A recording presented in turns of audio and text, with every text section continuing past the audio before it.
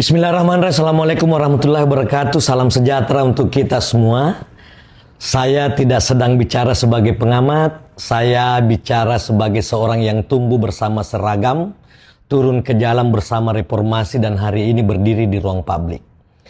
Apa yang akan saya sampaikan mungkin tidak populer, tapi justru karena itu perlu saya sampaikan.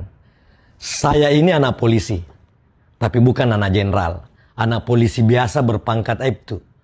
Saya tahu betul rasanya beras bulog, tahu bunyi gaji tanggal 1, tahu sunyinya rumah panggung dan bukan rumah dinas. Dan tahu bahwa seragam bapak saya bukan simbol kuasa, tapi simbol kewajiban. Bahkan kadang menjadi simbol pengorbanan. Dan saya juga mantan aktivis 98. Saya dulu turun ke jalan bukan untuk membenci polisi, melainkan menyelamatkan polisi dari politik kekuasaan. Maka ketika hari ini muncul wacana, polisi sebaiknya dibawa kementerian saja, saya tidak marah. Saya justru prihatin. Karena itu tanda bahwa kita mulai lupa. Bahkan pada alasan kita dulu berjuang. Reformasi 98 memisahkan Polri dan TNI bukan untuk melemahkan polisi, tetapi untuk memuliakan hukum. Agar hukum tidak lagi berbicara dengan bahasa senjata. Agar polisi tidak lagi menjadi bayang kekuasaan. Polisi sipil itu bukan polisi jinak. Polisi sipil adalah polisi yang beradab secara konstitusi. Bukan polisi yang ditaruh di bawah meja menteri. Mari jujur secara logika. Menteri adalah jabatan politik.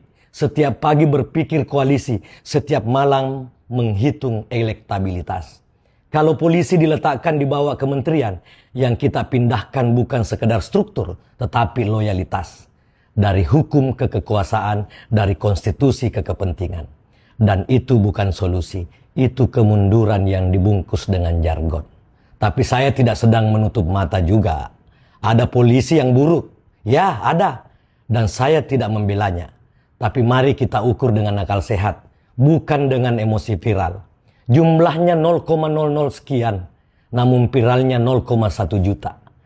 Karena kamera lebih suka skandal daripada pengabdian. Algoritma lebih mencintai kemarahan daripada kebenaran. Satu oknum jatuh, ratusan ribu polisi baik ikut ditampar. Dan anehnya kita menyimpulkan lembaganya yang salah. Ini logika malas yang terlalu sering kita pelihara bersama. Sebagai anak polisi, saya tahu satu hal. Kebanyakan polisi tidak hidup mewah. Yang mewah itu hanya berita tentang mereka. Mereka bekerja dalam senyap, disumpahi ketika salah, dilupakan ketika benar. Kalau yang ingin diperbaiki adalah perilaku, maka perbaikilah substansinya. Perbaiki etikanya, perbaiki sistem karirnya, perbaiki budaya kuasanya, dan perbaiki pengawasannya.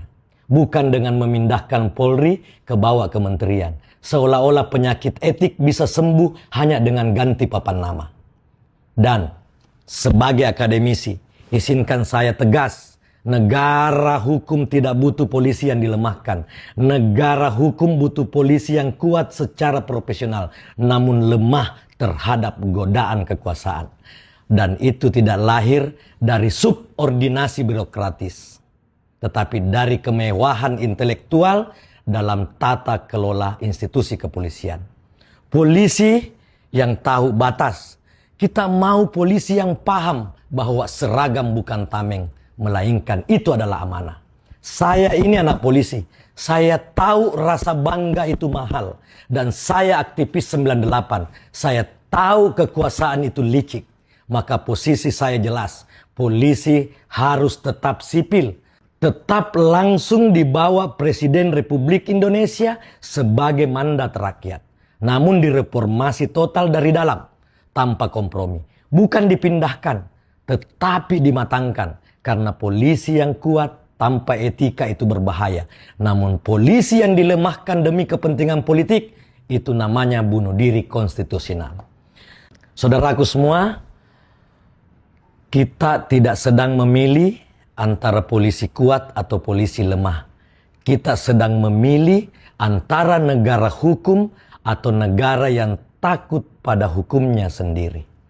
Dan reformasi 98 telah lama memilih jawabannya. Salam hormat dari saya, Profesor Dr. Insinyur Sakir Sabara bin Aibtu Haji Lawata. Wassalamualaikum warahmatullahi wabarakatuh.